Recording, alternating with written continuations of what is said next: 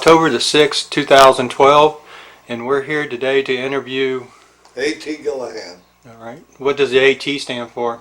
That's the only name I have. I was the last of 10. They must have run out of names, so they named me A.T. All right. And this is a Really, it's after my father in a way. His name was Andrew Turner, but my mother's afraid I'd be called Andy, so they named me A.T. only.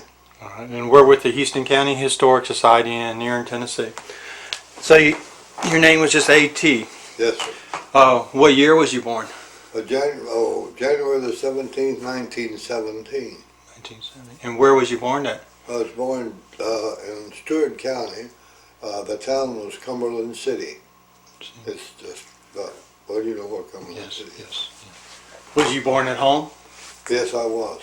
Do you remember them talking about having a home nurse, or did a doctor come by, or do you? No, the doctor was Dr. Adkins, and he was the doctor for 2 or 3 of my older sisters. You know, or people born before me anyway, my brother and my sister. So you was the baby of the family? I was the last of 10, the baby. Right.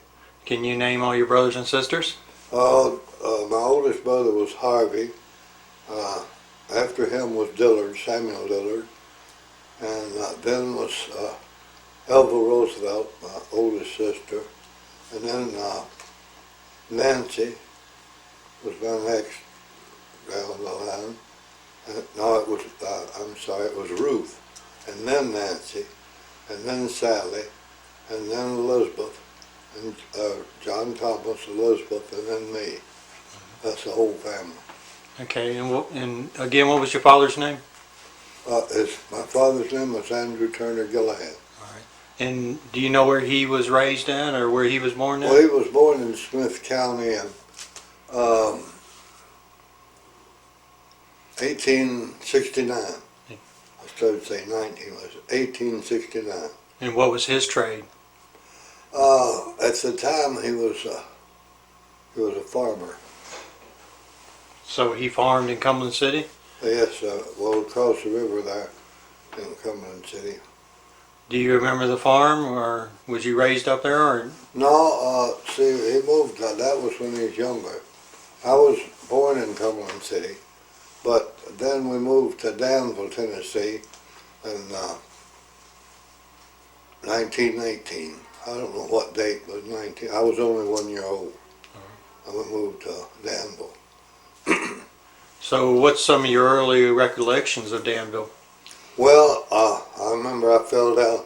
I was 4 years old, and we lived right across about 100 yards from the railroad.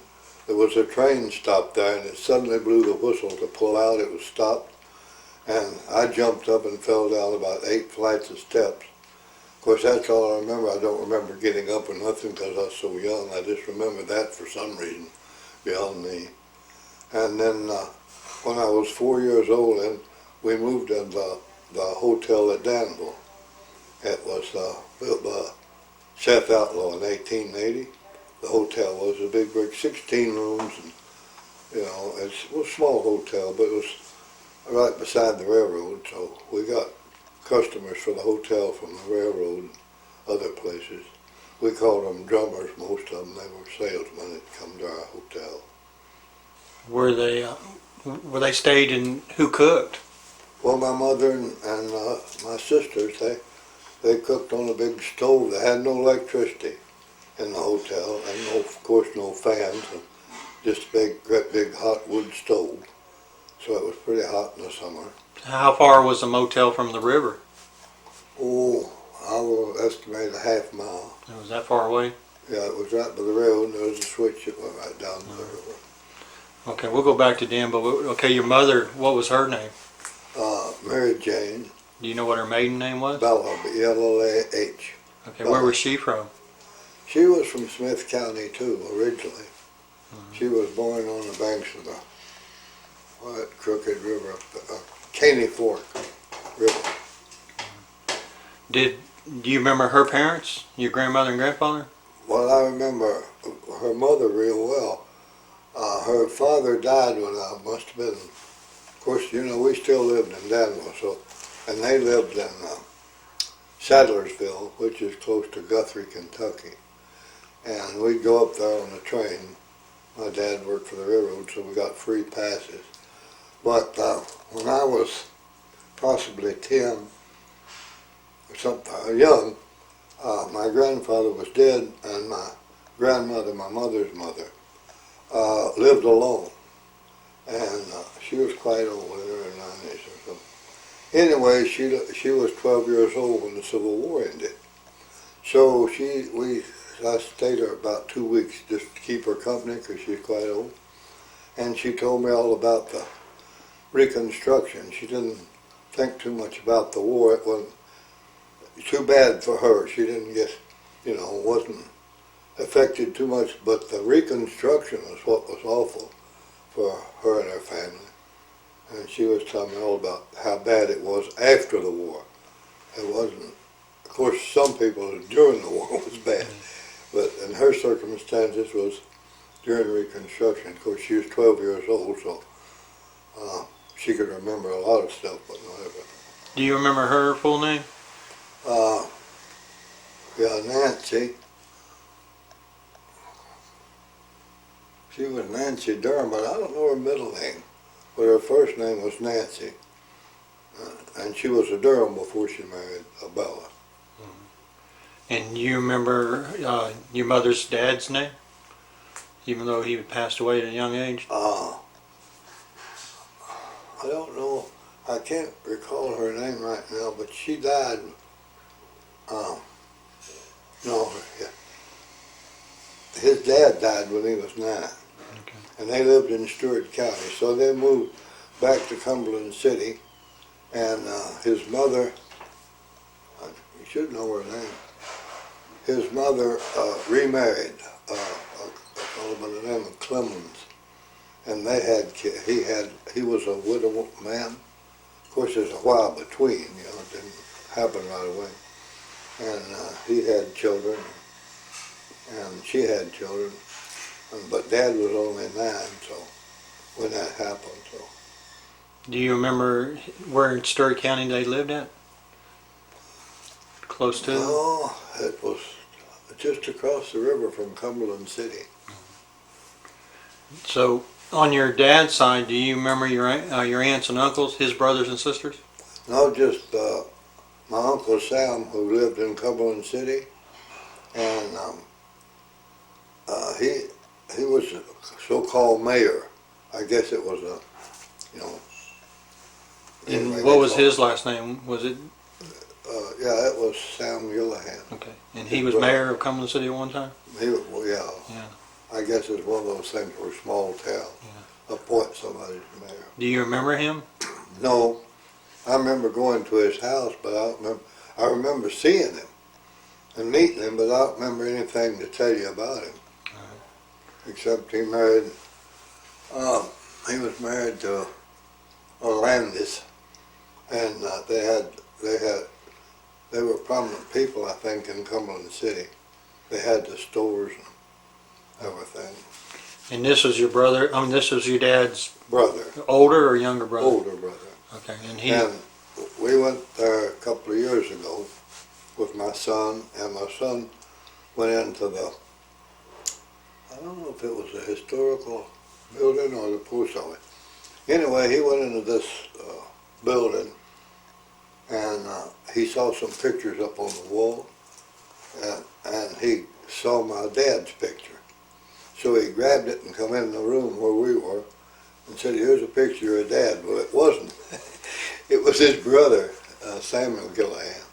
But they must have looked a lot alike, they did. And he thought it was my dad, but it was my uncle. Now, what kind of work did your dad do? Well, as I say, he was a farmer until he moved to Danville. Then he worked for the railroad, and of course we had the hotel, and he helped run the hotel at Danville. We run that, I was 4 years old, so that was 1921. And we ran that until about 1931 or 32. So Dad helped run that. In the meantime, the hotel, I don't know if it's Mrs. Wiggins, Johnny Wiggins, owned the land, or somebody, anyway, whoever owned the hotel at the time, owned 40 acres of land, river bottom land. And my dad raised cotton and corn, and I hoed cotton and corn right in the middle of, just below where the bridge was, you know, where the big Kentucky Lake is now.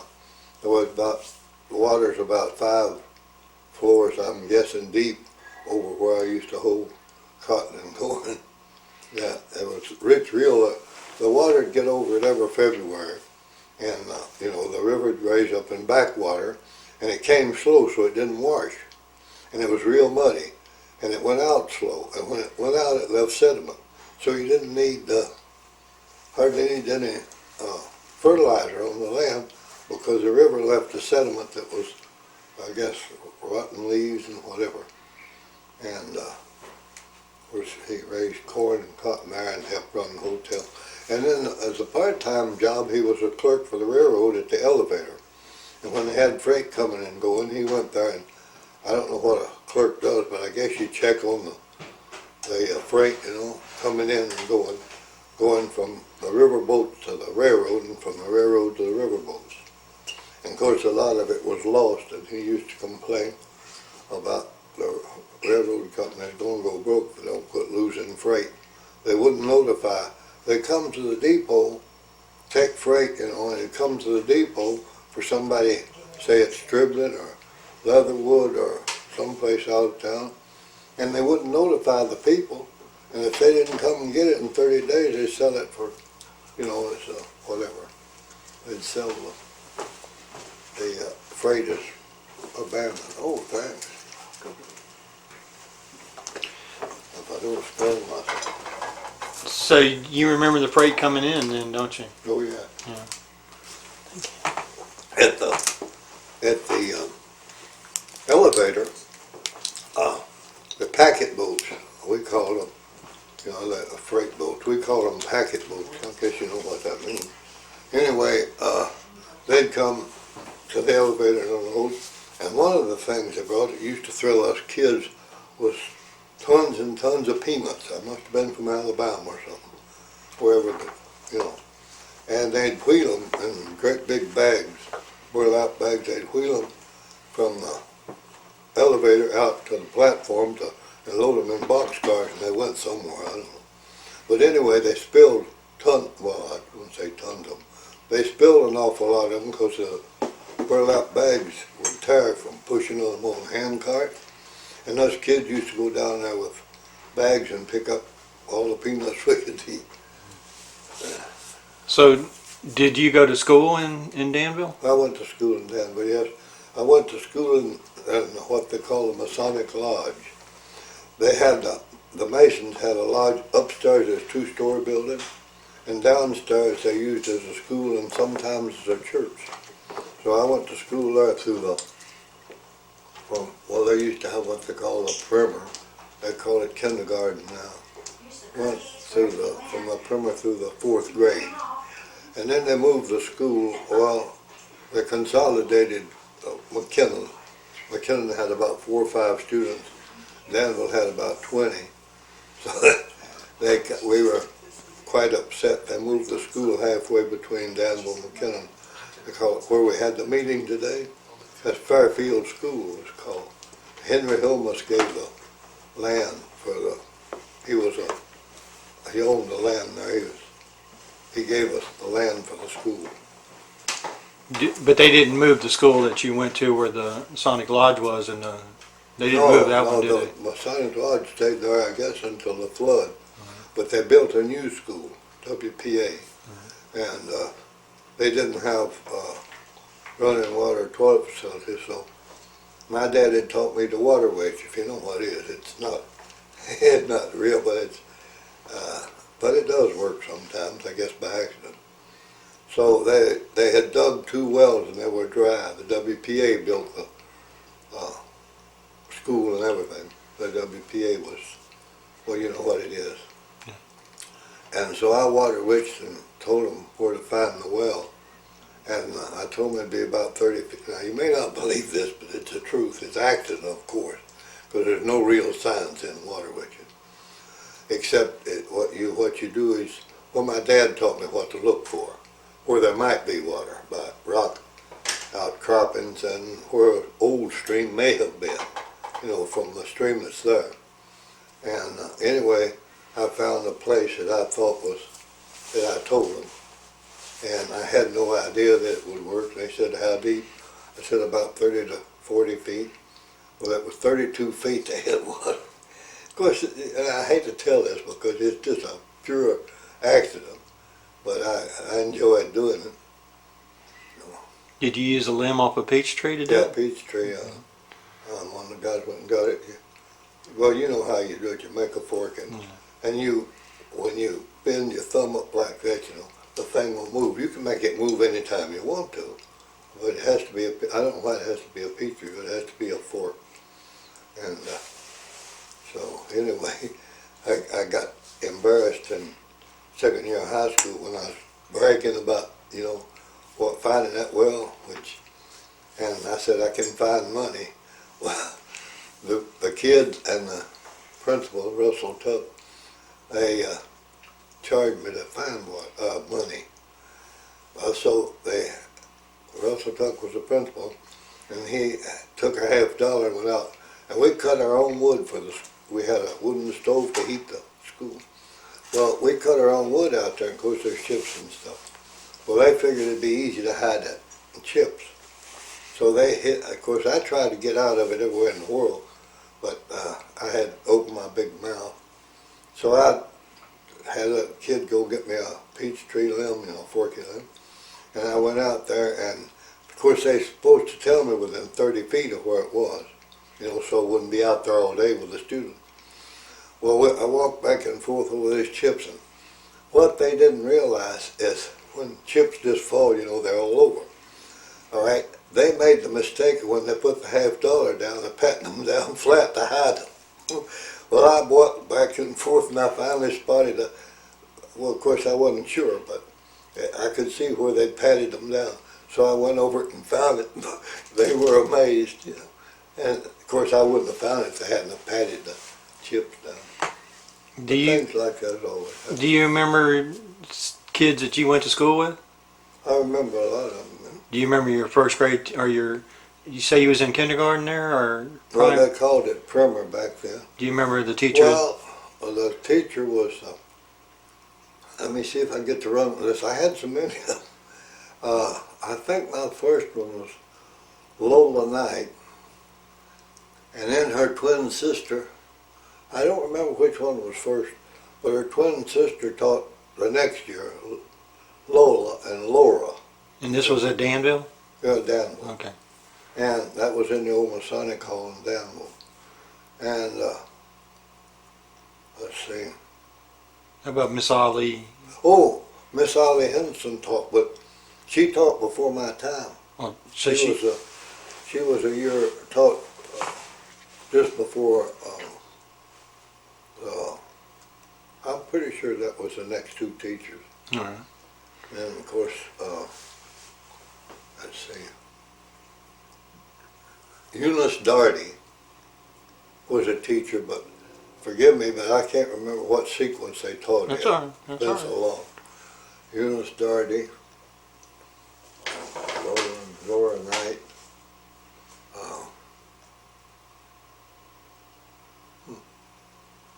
I know there's another one taught. You got some of your I can't coffee there if you remember. want.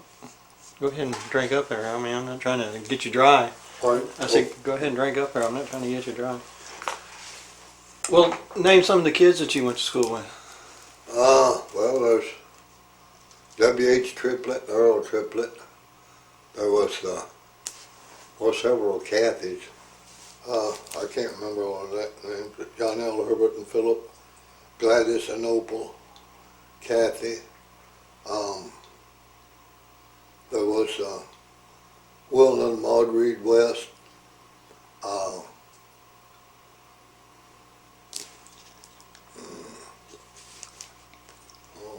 can't remember. It should be here.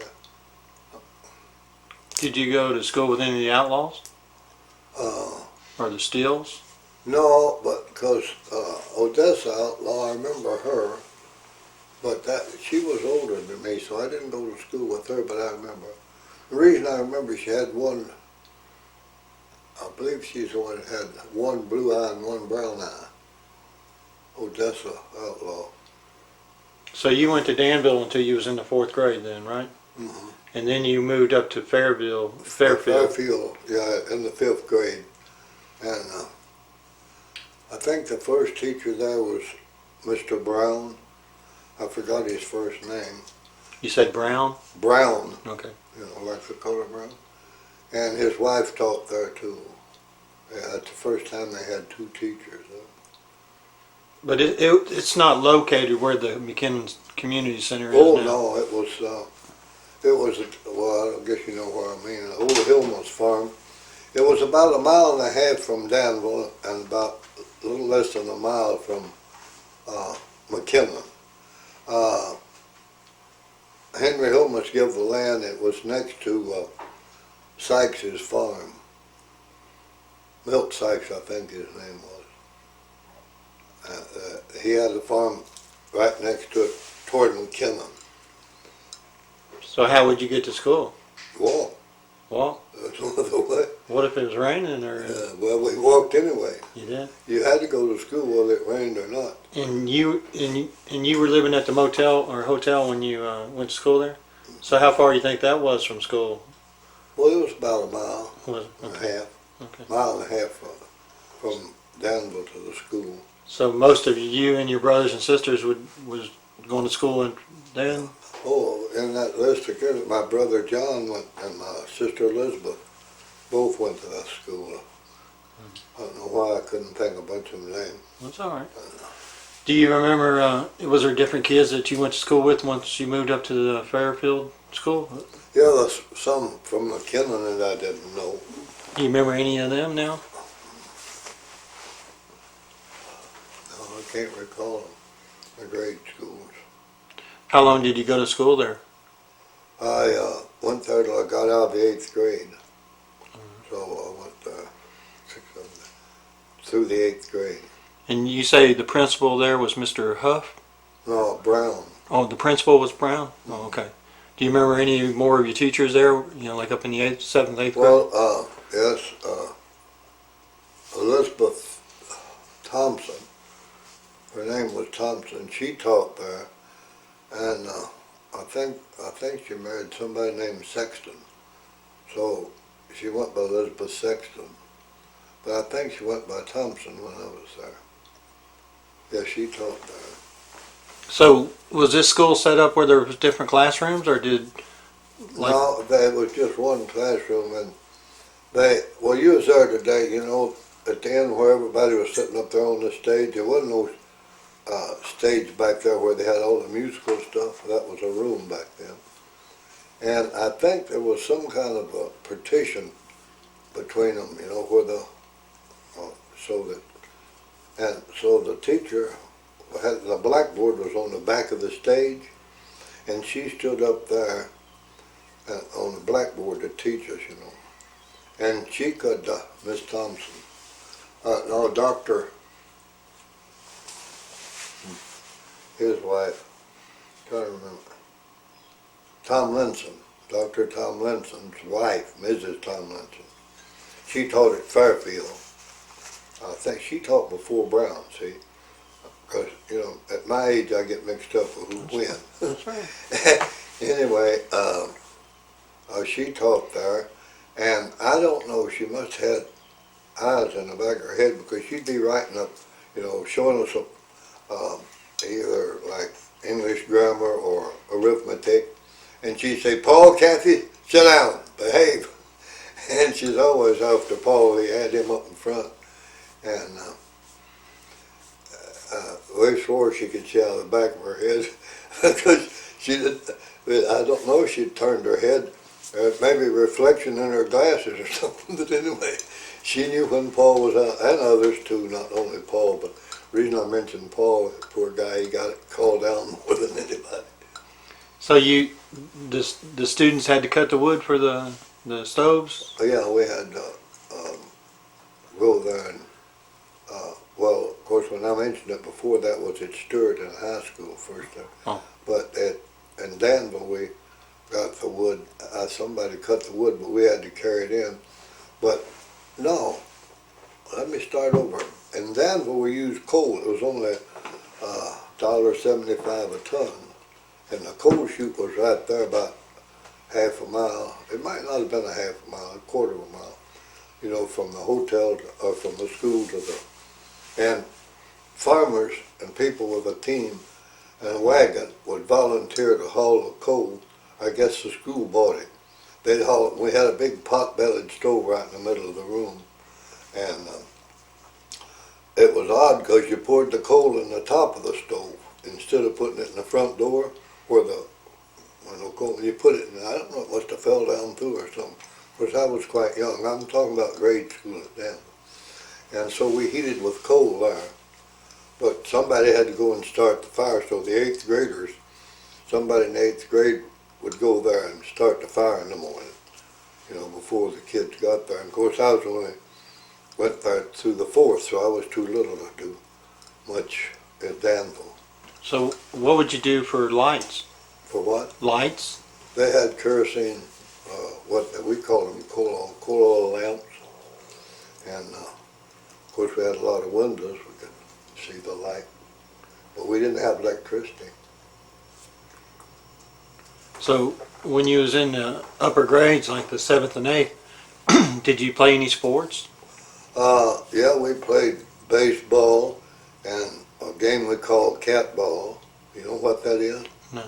Well, a cat ball, you have two people, you know, standing about 50 feet apart facing each other. And they had a little board on the ground for a base, they call it. And then, of course, there'd be several of those going. And then the third guy would have a large soft ball. And so they'd throw, a pitcher would stand in the middle. And he'd throw to one or the other. I don't know how they managed who they throw to, but take turns. And they both had bats, a guy at each end. And they'd bat the ball, and the third guy out in the fielder would pick up the ball, and if he could throw it in front of either hit the runner or throw it in front of him before he got from this base to that one, he was out. And then the guy that threw the ball got the bat. Sound like called cribbage. cat ball. I don't know why it's called cat ball. Sound like cribbage a little bit, what the English play? Pardon? Sounds like cribbage. Yeah, something like that. Yeah. So, did you play on any teams for your school, or it was just... No, I played a little bit of volleyball. What we had, we didn't have much volleyball. And but what we did, we used to play games, you know, like during recess, like skip the mother and that. And of course, most of us went home when school was out. We didn't stay like they did in some schools.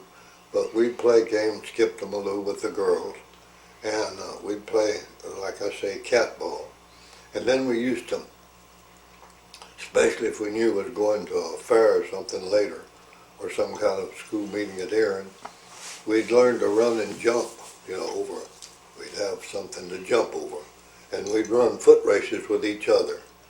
And we'd try jumping over. We'd just put a stick up on something and jump over it, so that if we went to Erin into the activities, we could compete. So that's about all we did. Did you have a girlfriend in the 8th grade, or in 7th and 8th grade, or? Well, I had a couple Did you? I thought was my girlfriends. I don't know if they knew it or not. Anybody? Well, I was kind of struck on Opal Kathy, and since she didn't pay much attention to, I tried flirting with her, if you call it that, her younger sister Gladys. And one time we was up at Maud Reed West's house, and at night, and we was playing games, you know, like having a party, and we played spin the bottle. And so it's my turn to spin, and whoever it points to, whatever girl it points to, you're supposed to be able to kiss. So I was lucky I got Gladys Kathy. So, oh boy, I get to kiss a pretty girl. So I went over there, and she says, "Get away from here, I'm not swapping slobber with nobody." Well, that turned me off. I never tried to kiss her again. And she called it swap and slobber. Excuse the expression. It don't sound very nice, but that's what she called kissing. So I knew she was a dud for a girlfriend. So- I shouldn't tell that about So you went to the 8th grade in Fairfield, right? her. Mhm. After that, where'd you go to school at? Well, they, WPA there again was going to build a 2-year, they didn't call it junior high, they just called it 2-year high school at Stewart, Tennessee. So they built it in a cornfield. So we had to go up there. Well, and after I had 8th grade, there was no buses. There's no such thing as school bus. But then the following year, after I graduated from 8th grade, we used to graduate, they was going to run a school bus. So I said, hot dog, I'll get a year off because I can't go to high school I can't walk all the way to Stewart. And so I said, and my sisters, oh, you can't do that. And they got my mother and dad to agree, and they made me take the 8th grade over, rather than, I thought I was going to get to lay out a year. So I took the 8th grade over. Then the following year, they started the bus, and I started going to Stewart. And they had to, and so when I went up there, it was in a cornfield, and corn stalks and everything else. And they didn't clean it up, they just built a building right there. So the Beasley boys lived there in Stewart. I didn't know them, but I got there. And there was one about my age, his name was Davenport Beasley, lived in Stewart. And me and him and several boys, we cleaned up the mess around the corn stalks and stuff and everything. And somebody else, they got farmers to come plant grass, but we had to clean up the debris and the stuff they left. And then me and Davenport Beasley, we planted all around it little cedar trees about that high. And if you ever go to Stewart High School or this community, well, there's some few great big cedar trees out there. Well, in 1931, Davenport Beasley and myself planted all those trees. And about 5 or 6 years ago, there was a dead one. And I hadn't seen Davenport Beasley since second year of high school. And I don't know where he'd been, but anyway, he somehow found out where I lived. And one of those trees had died, and he'd got a piece of the wood, the center, is red, the cedar's red, and he made what I call a whirligig. I don't know how to explain it, but anyway, the wind makes it turn, and it's a spiral thing with little sticks like that, all in a spiral. And out of the blue, he sent me that, and he said it's made from one of the trees that we had planted in 31. And I've got it now. I had it on in Athens, and I put it on 2 strings, and it turns. And when it turns so far with the 2 strings, they twist, and it turns the other way. It looks so odd, twisting this way and then the other. Imagine that after 50 years sending me that. And so I sent him something, but I haven't heard from him since. I don't know whatever happened to him. Odd name, Davenport was his first name. But one of those cedar trees, they're great big. They're in front of the city of Stewart community building. So who was your teachers in Stewart? Russell Tuck was a teacher, the only teacher I had there, I think, for the 2 years, yeah. He taught all grades. We used to, he called a class up front, have all of us sitting together. And during the class, say it was a 9th grade class of English grammar or something, he'd call them up front, and they'd sit there and he'd ask them questions. Well, have the class, in other words. And if you wasn't in the class, if you wanted to, you could listen and learn something like from them. Like if they gave the wrong answer, you would try to figure out what was the right. Of course, you weren't in there, you were sitting at the desk. At least I used to do that and see if I was right, and that way you learned made it a little easier. I was 2 weeks late. I had malaria fever, what they call chills and fever. and I was 2 weeks late starting the ninth grade. And so I had algebra, first and second year algebra. And I was 2 weeks behind the whole 2 years until then. I never did learn algebra. I passed, by memorizing the theorems and stuff. And I barely passed algebra. I made good grades in everything but algebra. But you can't start algebra late. It's hard to catch up with one subject. Well, But Russell taught all classes for 2 years. did you have a principal there, or was he He the was the principal? principal. He was and principal only too. teacher. He was the only one. So you rode the bus up to there and back home? Yeah, they dropped us off there. The bus went to Erin, and 10th and 12th, 11th and 12th grade students rode the bus all the way to Erin. But the ones in the 9th and 10th, they dropped from Danville. They dropped us, and McKinnon. They dropped us off at Stewart to go to high school there. Who drove your bus? Pardon? Who drove the bus? Caleb Beasley. He lived there, and he was older. What kind of bus was it? Do you? It was a great big old, they made it, it had a wood bench down each side, didn't have seats. Went from the front to back on both sides, and then there was a wider seat, went right down the center. Well, all the kids riding sat, facing down the center, they'd face right or left, sat back to back on the big wide seat in the middle. And the rest of us sat on those benches along the side. And that's the way we went to school. It was a little rough, especially going there, and then it was gravel all the way.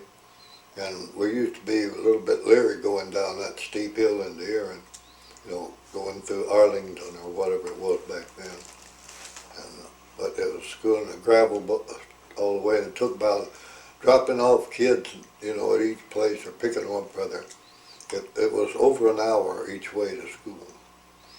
And we had to go to school from 8 o'clock in the morning to 4:30.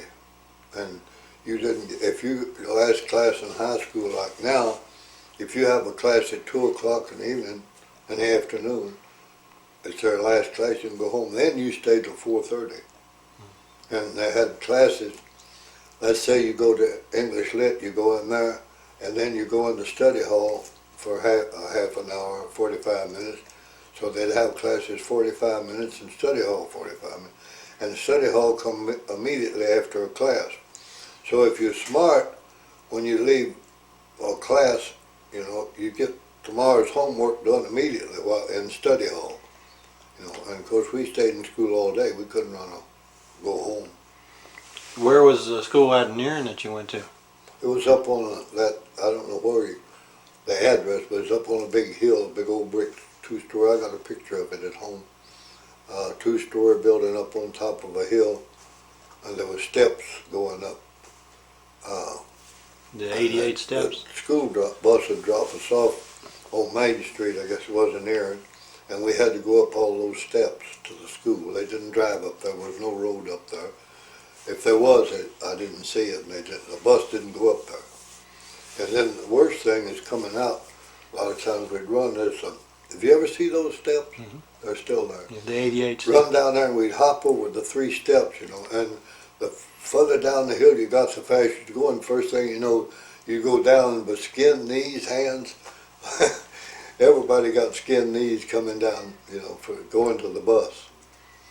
What would happen if you missed the bus in Erin? I don't know what anybody else did, but my older sister lived in what they call Owl Holler, which was only a short ways up wherever Owl Holler is there in Erin.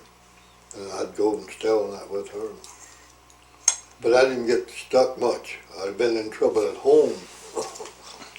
So they knew that you missed the bus if you didn't come home on it, right? Yeah, I don't know. I guess they must have known. Who was your teachers at 11th and 12th grade? Well,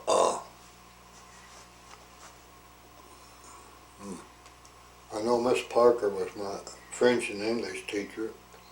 I was crazy about her. Then Nathaniel Oakes was a tall, he come in there from somewhere, and he was about 6.5, 7 feet tall. I never such a tall person. Nathaniel Oakes, and he was an atheist, and there was a big argument about whether he'd teach or not. But he didn't teach atheism. And then there was Brother Brian. He was a preacher, so we referred to him as Brother Brian, a teacher. That was the way to go then, I guess. And he taught history and discipline and athletics. And he was a pole vaulter. Can you imagine a preacher who's a pole vaulter? But anyway, he taught, and then I remember this one. I wish I could remember her name. Evelyn Knight. Evelyn Knight. She taught home economics and something else. But we used to have chapel every morning in school. They don't have. It's illegal now. You can't even mention the word God anymore. Anyway, we'd have chapel every morning. Well, one morning, I don't know how they did it, but every other morning it was religious. But they didn't teach any special religion. But you'd say a verse from the Bible or something, and we'd have a prayer, and we'd sing a religious song. Then every other day it was what they call it when it's not religious, but it was just social, I guess. We'd have meetings and we'd just discuss subjects. Well, when the teacher taught athletics, where would they teach that at? Out in the backyard. Mm-hmm. They had, they'd go out there and play baseball, catch, pole vault, and take exercise. But we didn't have what you might call organized athletics. If we had a basketball team, and they had there again, WPA had built some kind of a building about halfway from where the high school was to downtown here, and it was a hall like that they practiced in. It was what they call it. Anyway, it was just a big old open building. You talking about the gymnasium? So they practiced in there. Yeah. They call it the gym. That's what they called it. Did you ever have to go down there and have PE or athletics or anything like that? No, I had to catch the bus and go home. I mean, while you was in school though, when... Yeah, I went down there and watched them play basketball, but I didn't play. Do you remember the WPA building that? Or was it already built before you come there? No, I don't remember them building it. Because you see, I just went to the school to Erin. I just went in the bus in the morning, and they took me. I went up to the school and stayed in school all day, come down the hill, got the bus and went home. The only difference is that was when I stayed all night with my sister. Of course, I'd tell them, at home, I had permission at home to stay all night with my sister. Like if I was in a play or something and had to practice at night, I was in the, when I was in the senior play when I was a junior, and I was in the junior play when I was a senior, and the reason I mentioned it that way is because it made the kids in the other mad because I was in both plays, instead of being a senior, you should be all seniors in the senior play, for goodness sake. And, do you remember what the plays were? The Ghost, let's see, the Ghost Parade was one. It was a sort of a mystery. And some famous book, play in a book. I wish I could remember the name of it. Anyway, they got plays out of books, Well, The Little Shepherd of Kingdom Come was one. I don't know. They got it out of a book. I don't know if you ever heard of it or not. what if it was start snowing or it was, raining real bad? Would you still come to school? Or? Oh, yeah. It doesn't matter, rain or shine. I don't remember ever missing school because of weather. What if it started snowing after you got to school, and would it ever get so bad you couldn't get back to Danville? That never happened, No. my knowledge. So we did drive through snow, but it's only a couple of inches deep. So the bus would probably go pretty good then, wouldn't it? Well, it's gravel roads all the way, and gravel somehow or another in the snow isn't as bad as a blacktop or concrete, or I guess. Anyway, we made it, rain or shine. So what year did you graduate school? 1935, Do you remember any of the students? May the 15th, May. 1935. Do you remember any of the students that graduated with you? Yeah, I can think of them. One of them was a lawyer's son. That, well, anyway, Leo Fowler and Tom Miles split the valedictorian position because they both had exactly the same grade total. And I think it was Maud Reed West was valedictorian, and she was from Danville. And Tom Miles and Leo Fowler split that. Then Joe, what was that lawyer's name? Anyway, he was Spencer. a lawyer in Erin. Was it a Spencer? Yeah, Yeah. thanks. Joe Spencer. He was, and then Felix McCauley, and of course there was Maud Reed, and Wilna, and goodness, I should know all of them. McCauley's. Well, Normally I could name them all, but I can't today. after you go home after school, did you have chores you had to do? Oh yes, I had to help cut wood for the stove, for the hotel. And no, we moved out of the hotel when I was in high school. I just had to help feed the chickens and hoe in the garden if it was summertime or something like that, and just normal details around the home when I was in high school. I had to cut wood and stuff like that, but that was in the hotel. After we moved out of the hotel, I didn't have any just normal chores that a kid has to do at home, Help my mother out, draw water out of the well, wash dishes after supper. So what did your dad do for a living after he moved out of the hotel? Yeah, well, he still worked for the railroad part-time, and I guess he did a little farming. I don't remember, he didn't do much. Because after I graduated from high school, I went to Michigan with my sister, and I stayed 40 years. Okay. I went up there for 2 weeks. But, And that was in 31, that was in 35. 35? Okay. But, What'd you do up there once you went up there? well, I got a job, see, it was during the Depression. Was trying to come out, and I got a job as a washing dishes in a restaurant, and I got $9 a week, and all I could eat 3 meals a day, and I got a room and laundry for $2.50 a week. I got $9 and something, I think, a week, and so I worked in that a while, and then when things picked up, I worked at the Detroit racetrack a while selling refreshments, and then I met Franklin Day, that I knew used to hunt with, that lived, Clarence Day's youngest son, Franklin Day, and I met him in the racetrack, and What kind of racetrack was it? it was a big race horses. Horses? Well, just racing horses.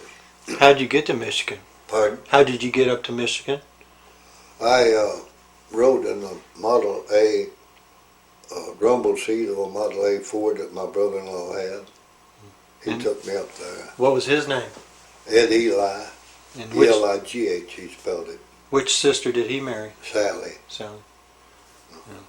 Well, when you lived in Danville, you never rode the train to Erin? Oh yeah, I rode it, not so much to Erin, but I rode the train to a lot to Cumberland City, because Dad had working for the railroad, had a free pass, and we'd ride. Usually we rode the accommodation, which is a little train with a small engine, We had two trains a day, the 102 and the 103. You know, regular passengers. They stopped there and brought the mail and everything. And then in between there was what they call the accommodation. It just run whenever they wanted to, I guess. I don't remember. But they stopped, pick up people on the side of the road and let them off and stuff like that. Well, Dad had free tickets, so we'd go up and see my mother and I mostly. And Dad didn't go very much. He always had something else to do. But we'd go up and see Aunt Molly and Uncle Sam and their son Jim Gillahon and Jill Landis and them. They were there. We'd go up and see them. So I was just a kid. And, So by bus from Danville, it would take you an hour to get there, right? yeah. How long would it take you on a train to get from Danville to Cumberland City? Oh, on the accommodation, it took about 45 minutes. If they had, it depends on how many people wanted to offer the accommodation. And let's see, the 102,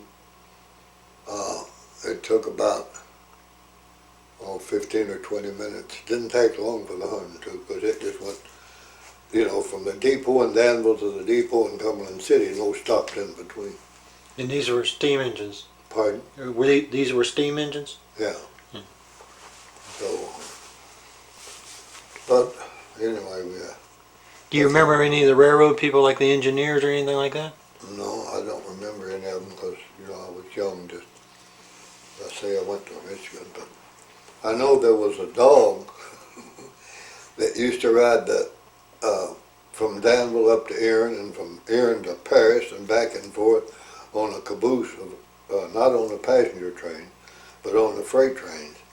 And all the firemen and brakemen, the people that run freight transit in the caboose, they knew this dog, and they called him Hobo. And he was always riding up and down. I don't know where he got fed or anything, but you just see him there at Danville till the next train that stopped come in, and he'd go up the steps of the caboose.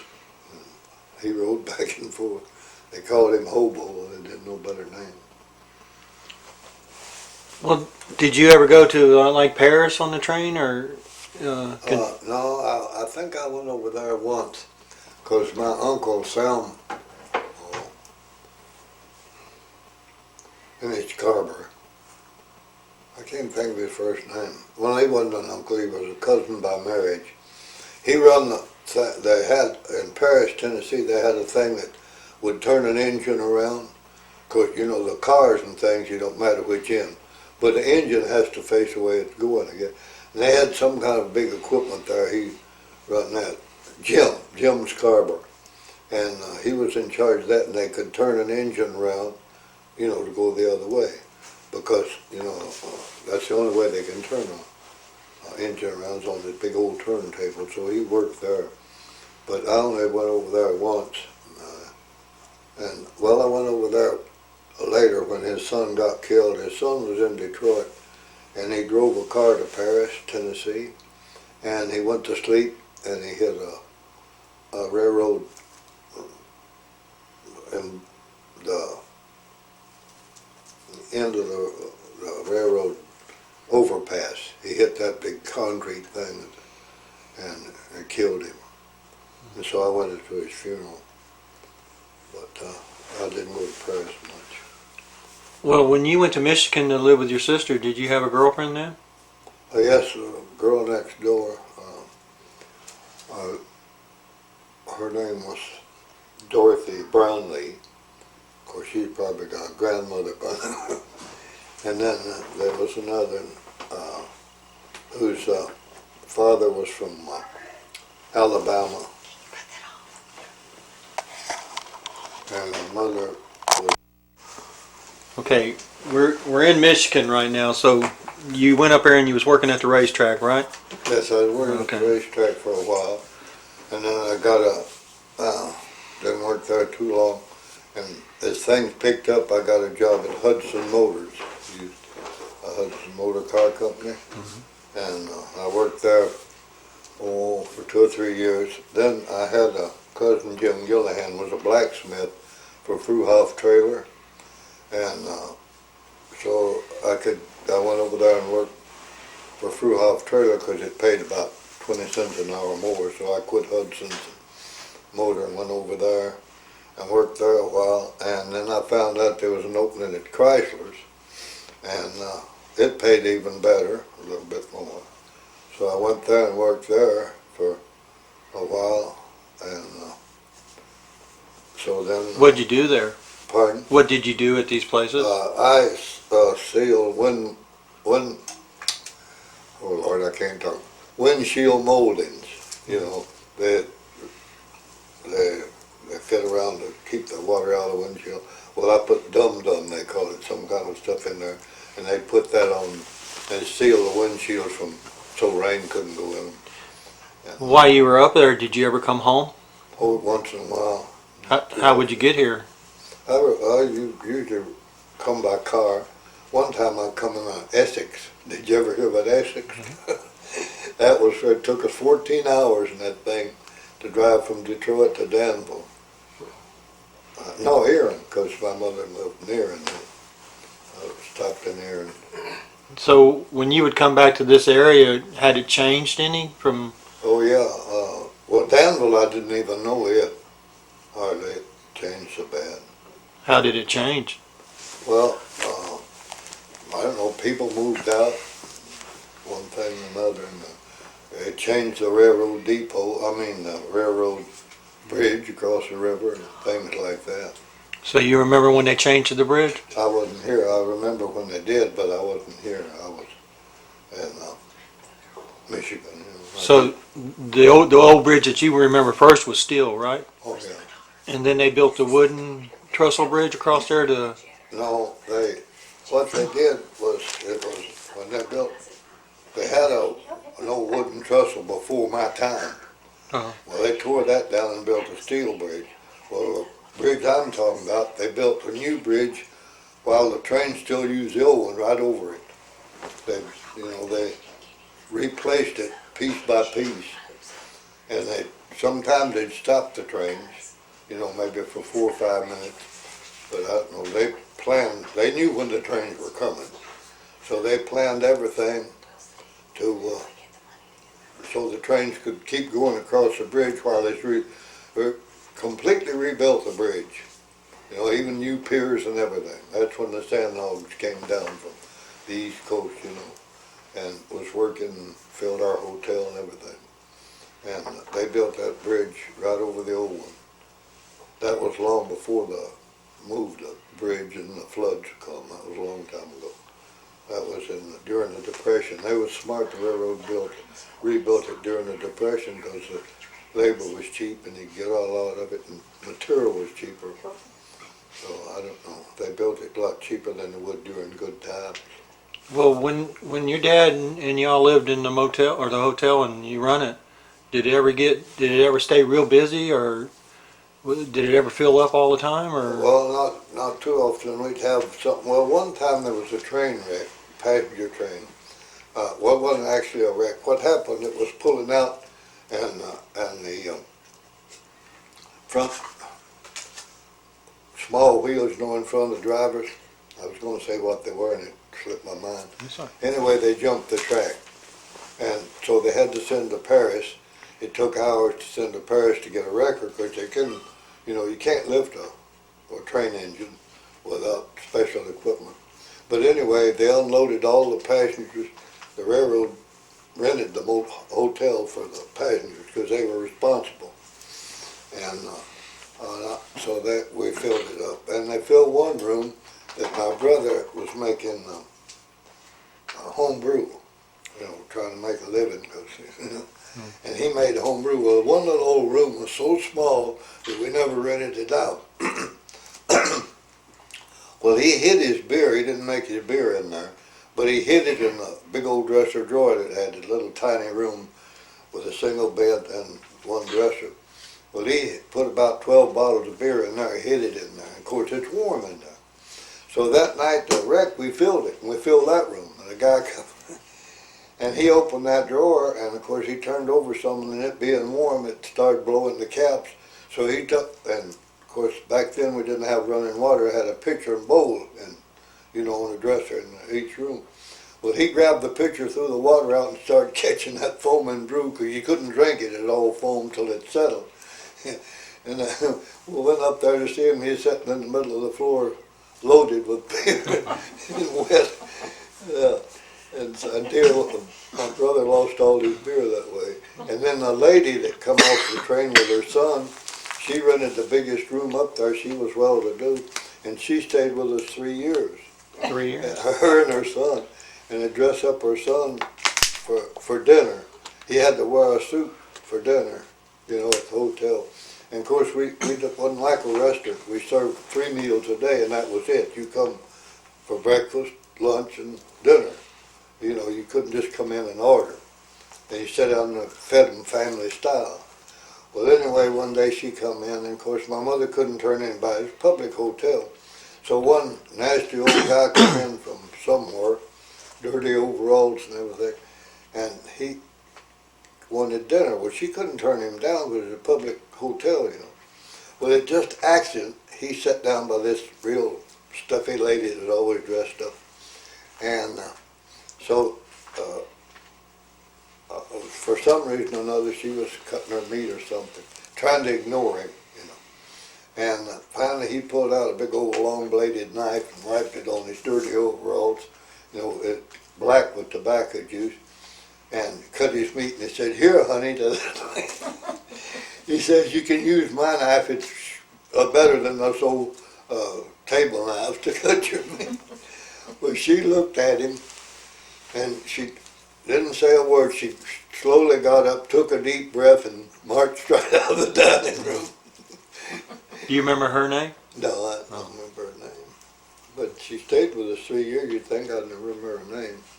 But I was little then, didn't pay much attention. But I don't know where she come from or where she went when she left. She didn't have no husband I know of, and she must have had money, because she stayed there and paid room and board for 3 years.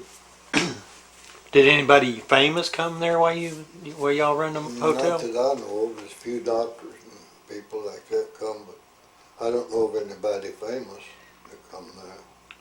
Would the majority of the people be from the steamers, or would they be from the train? Well, both. We'd get a few from the steamers, but not too many. Mostly from the trains, and drummers, we call them. They'd come from Clarksville or Nashville, and sometime Memphis or something like that. And they'd get off the train and they'd rent a car or even a buggy when I was younger, and they'd go to Striblin or White Oak or outlying places to sell their, and then they'd ship it by train. They'd take the orders, and they'd stay in our hotel for a day or two, and then they'd catch a train and go back to wherever they come from. We called them drummers. They were salesmen. I don't know why they were called drummers. Well, so a lot of cargo came in on the train then, right? Oh yeah, a lot of the freight. There was a freight depot there, and the stuff, and people come in, and they sent a lot of stuff. We used to get our ice off of the 103, and it come in a big burlap bag packed in sawdust, and you have to get it out of there and wash the sawdust off of it, and meet the train to come in the baggage coach. I guess I don't know if it come from Erin or Clarksville, but I didn't keep up with that stuff then. We just got ice off of the train.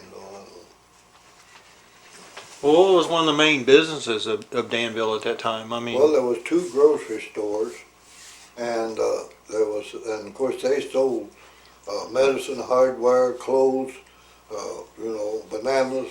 There's a whole ball of wax. 2 grocery stores.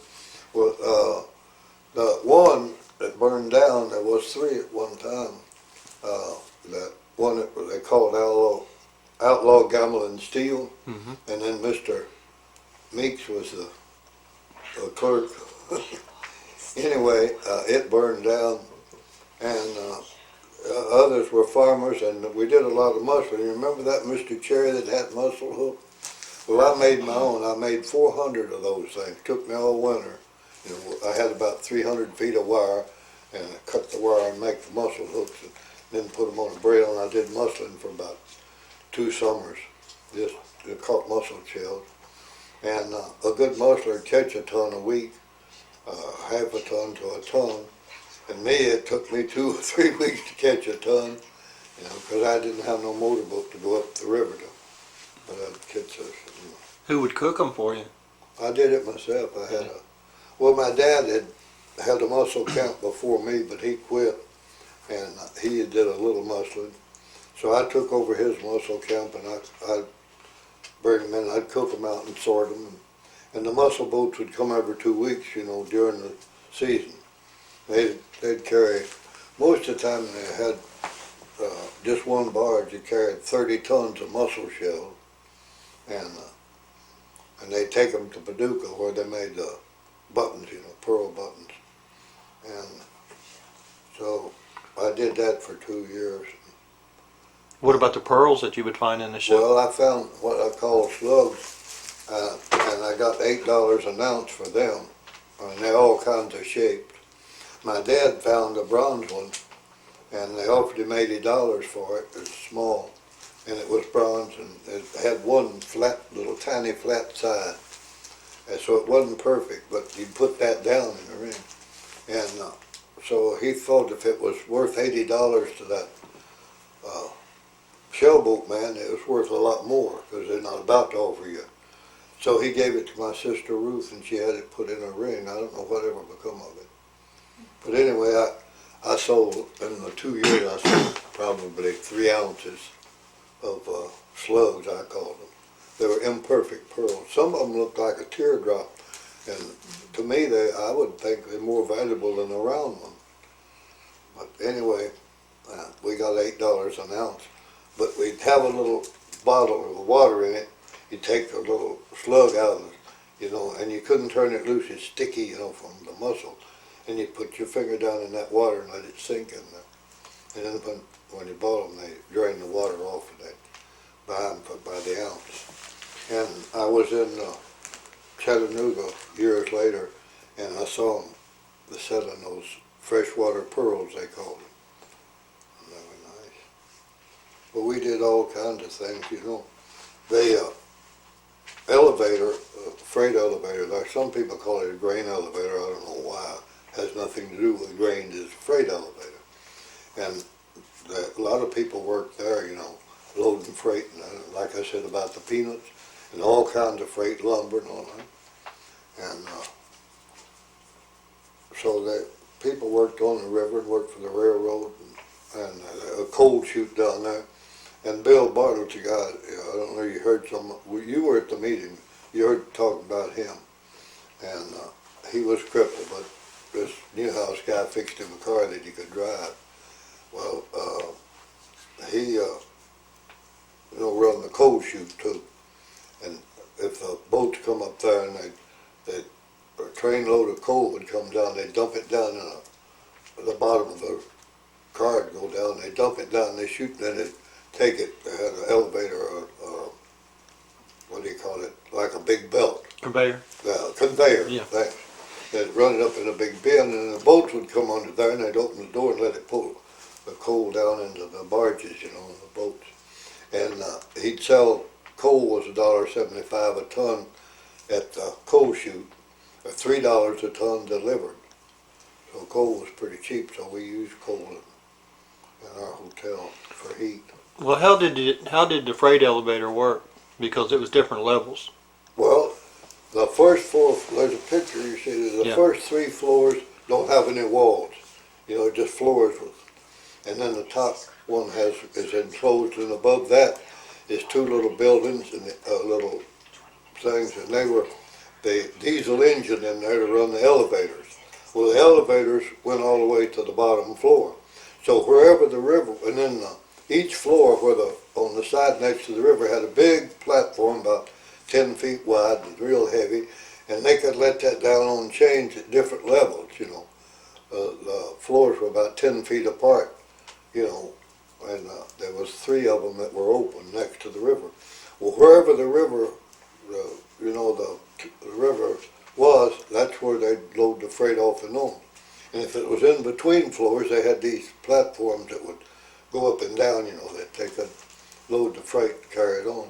And they put it on the elevator and take it up to the top floor, and then there was a platform going out to the railroad. Well, it was wide, about 12 feet wide. It was concrete, and it was always above the flood waters, except once in a while. And they'd hand roll the freight out to the railroad, and the railroad had a long platform out there that just leveled with the opening of the door of the car, and they just rolled it. They had a steel plate they'd throw across from the platform to the inside of the car, boxcar, and they just rolled the stuff in there, like I was telling you about the peanuts and anything else they had, dry goods and whatever. They'd roll it out. And then, of course, the other way around, sometimes some freight would come in by train, and they'd go to boats, but that was only about less than a third of the trade was go from trains to boats.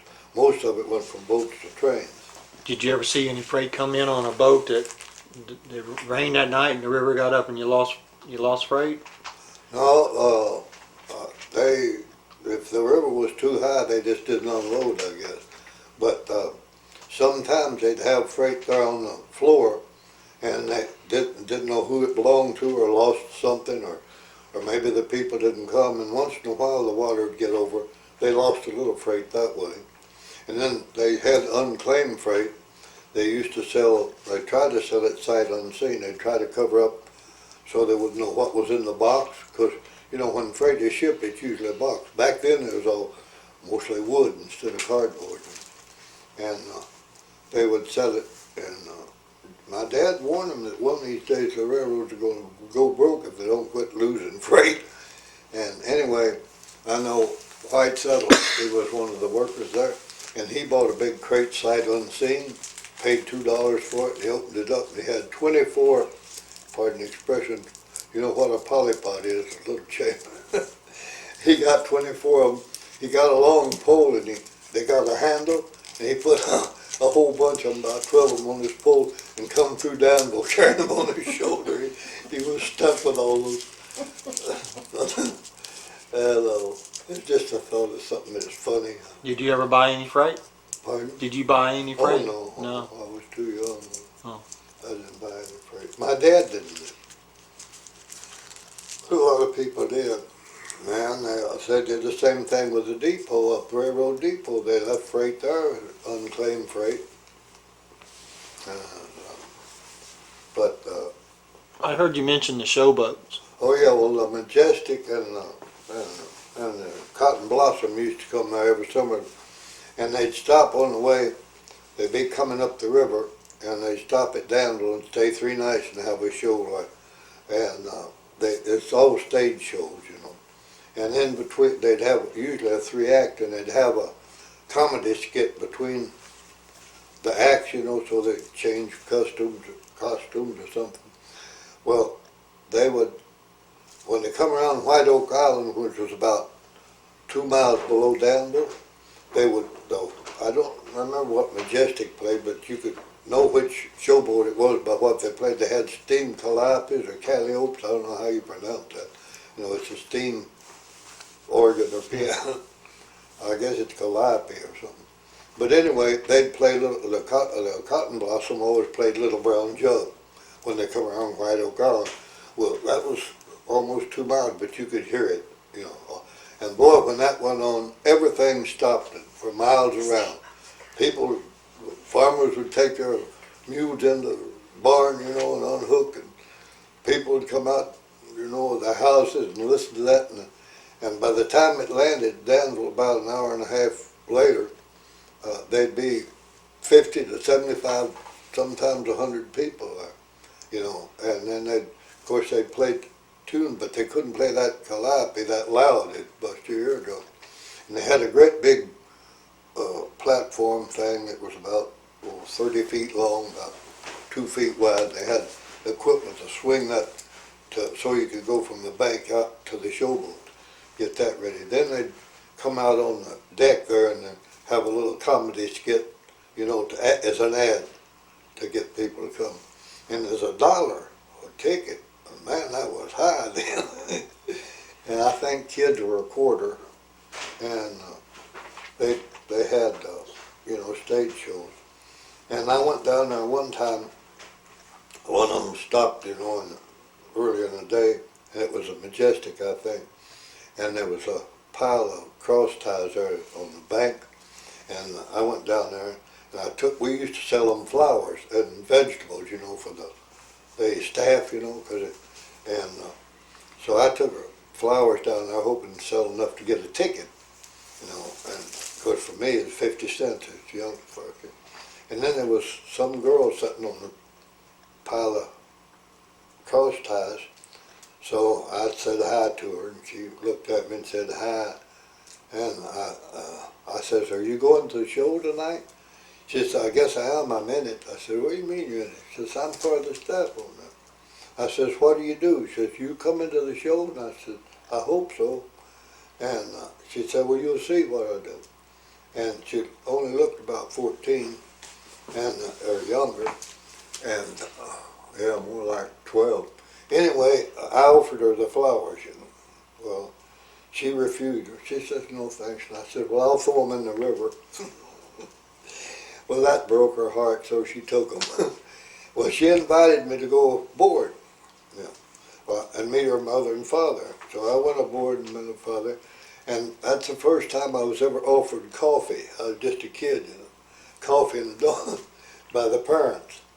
And then I went that night, and during the between acts, she come out on the stage. And then I found out what she did. She was a contortionist. First thing she did, there was 2 chairs, regular, straight chairs. She stood and put a foot in each one and sat on the floor. I mean, her feet were up here, and then she stood and faced the audience. With her back toward the audience. I forget now. Anyway, she bent all the way over where she could look out at the audience from between her knees, bent over completely backwards.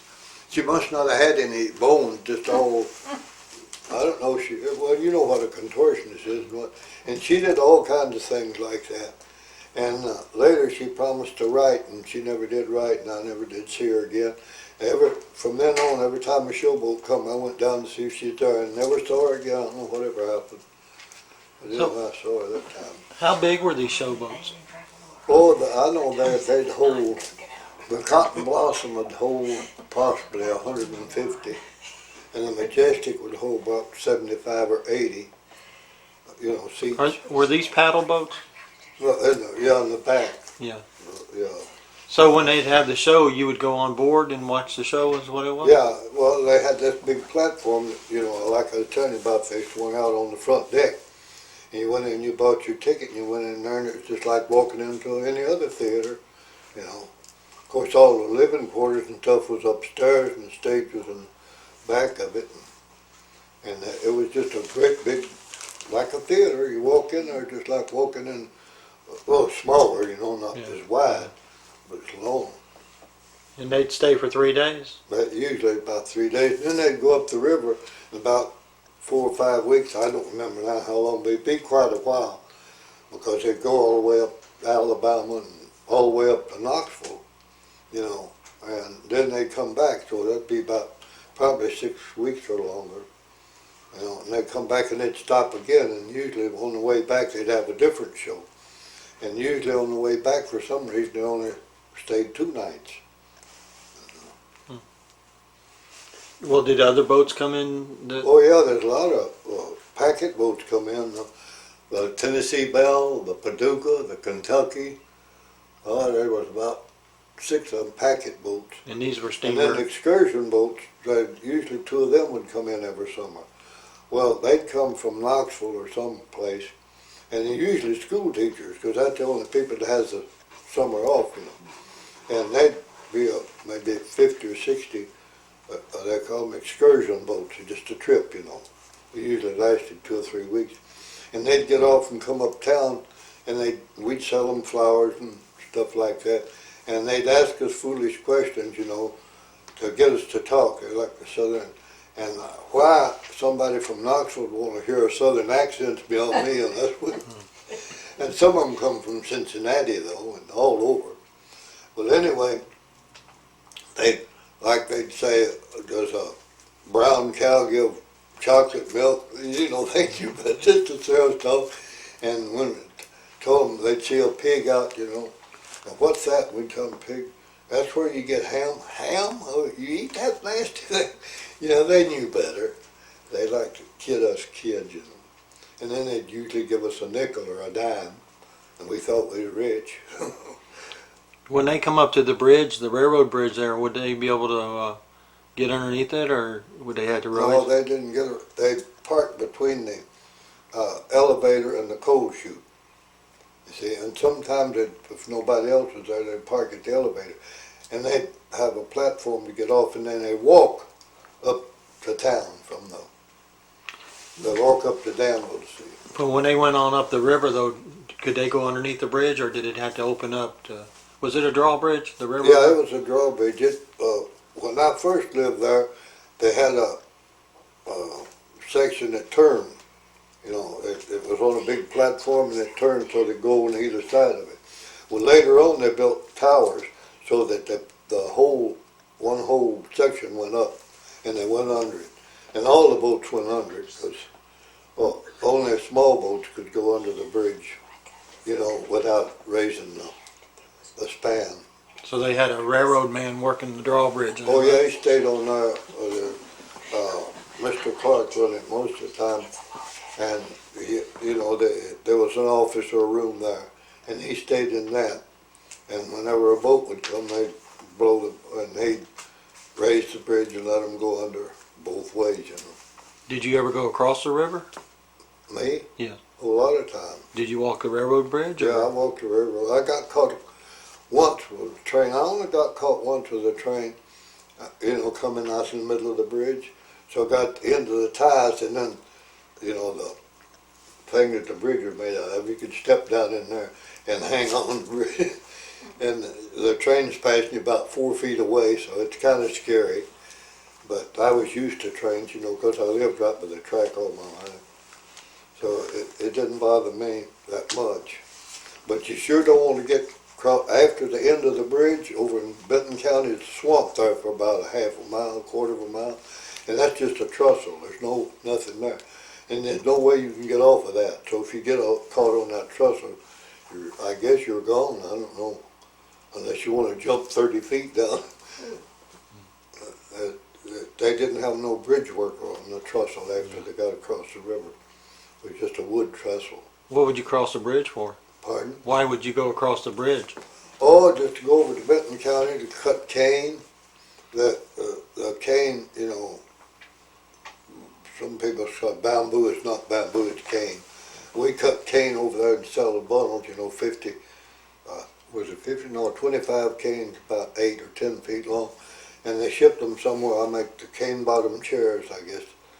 They used them. Anyway, they were small cane. They weren't big enough for fishing poles. It was only about 9 or 10 feet long, and we tie them in bundles of 25. And I forgot I never got anything for them. My dad got the money. So they sell them, you know, so cane buyers. Did you go to any of the towns over across the river? Big Sandy or? No, I went, we didn't go, I went to Faxton once, but the people in Faxton aren't too friendly with people from away from there back then. I hope they got over it now.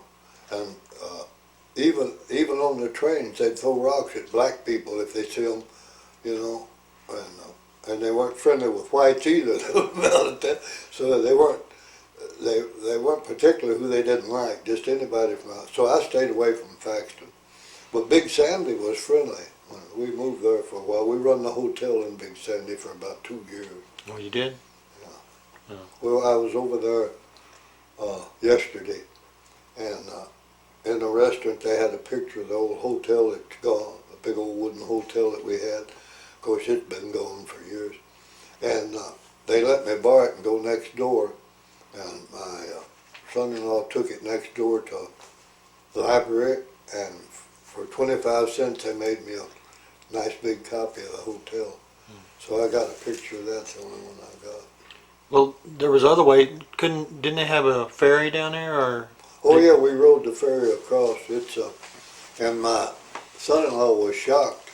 We got on this ferry and it must be a half a mile, across that riverway, almost to McKinnon. And we get on there and they roll the window down to pay for the, and he says, how much is it? He had the $10 bill and the $5 bill, didn't know how much it was going to be. He said, $1. Son of $1 to ride a big ferry across, He said, yeah, it's a state thing. They just charge $1 to make it legal or something like that. $1 to ride a ferry boat a half a mile. I meant one though before the river was flooded into the lake. Oh yeah, well C. Sexton had his own ferry across there. It was private. I guess you get a concession from the government or somebody, a permit. And he run that ferry boat for people before the flood for years. And Did you ever cross it? pardon? Did you ever go across on the ferry? Well, no, not on his. Oh, okay. I went across the one down, but I never had no reason to go across the ferry. It was for cars, and you couldn't just ride across for fun. And the cars would come from Benton County, and they'd blow the horn, for him to come over to get them. And of course, if he was uptown, and everybody in town would holler, "Go get him, C." His name was C. Sexton. It's spelled S-E-A-Y. And that's where he'd find out there was cars. And he'd go get them. Of course, he stayed down there a lot, too. But, I mean, if he happened to be up, like, going uptown for lunch or something, or his house, and they'd come there and they wanted to cross the river, they'd blow their horn. Everybody in town would holler, so he'd know to go get them. They'd holler, "Go get them, see." What about the small track that came up to Danville, met The what? the small railroad track? Oh, they were all the same size. The one that went to Stripling wasn't? The accommodation was a small train, but it run on regular rails. I'm talking about the one that went to Stripling, to the. Oh, well, there wasn't no one going to Stripling when I was there. It had been gone. The embankment was still there, but the one going to Stripling had been took up before I moved to Danville. And I used to, I don't know where they got, but there was a whitish clay in that embankment that they built. I don't know where it come from. I used to dig that clay out. It looked like chalk. I'd play with it out of the embankment. Were the R&R still, was the kills still down there when? Well, there was up toward the other side of McKinnon. There wasn't any of the big kills around Danville. Not down to Strickland then, there wasn't? Pardon? They wasn't bringing R&R from Strickland then when you were there? Well, yeah, but they put that on the train and took it somewhere, I don't know. Oh. The train, they'd bring it in there, and they'd load it on a train and they'd take it away. Now, how far was that from Danville? From Danville? Yeah. It was in Danville. No, Strickland was? Yeah. I thought it was no, up the not road. Stribling. Oh, you mean Stribling. I thought you meant where the No. railroad. Strickland. No, Stribling was about, I'd say 9 miles, maybe 10. Let's see, there's Leatherwood was about 6 miles. Stribling was about maybe 10 or 12 miles from the L&N Railroad down to Stribling, to the ironworks or whatever they had down there. I never went down to Stribling. Furthest I went was Leatherwood Creek. I had a friend that lived on it. So, back in, when did you find out that they were going to flood Danville? Oh, I don't know. They come and bought our house about sometime in about 1936 or something in there. I don't know. I wasn't at home. But they come and they had to go out and make sure they could buy all the homes. Well, I guess they're already sure they could buy them. They had no choice. But they bought our house, and what they did is they give you a price, and you accept it, and you get the money later. You didn't get paid right then. So my dad sold his house about 5 years before the water would get there. But of course, they're building a dam, you know. Of course, that was just below in Kentucky. I don't know why they call it Kentucky Lake. Most of it's in Tennessee, but the dam's in Kentucky. Well, anyway, these agents, government agents, come through and they're buying up all the property for miles and miles. Well, they give my dad a price for his house of, I think, oh, 600 or 800, something like that. Well, it was worth back then. And then he kept it up and everything, so when they come to settle with him about and he stayed there all that time, didn't have to pay taxes or rent or nothing, you know, after he agreed to sell it to the government. So then when they finally come to pay him off, they went up, they give him 300 more than they had promised him because he kept it up nice. And people that let their house run down during that period in between the offer and the actual settling, they got less. You know, they reevaluated. I guess the people didn't know that it's going to be reevaluated. You know, they thought whatever they promised that would stay. Well, it could go up or down. Did anybody fight to keep their land? I mean, Well, no, some of them tried, but they didn't get no more. Oh. Even lawyers wouldn't take it. They said, it's impossible. Oh. Save your money. You can't beat the federal government. so none of them refused to leave the land though, and had to be Not moved that off. I know of, and the only way they refused would be to drown, because they thought that water's coming whether you like it or not. The worst thing was they wouldn't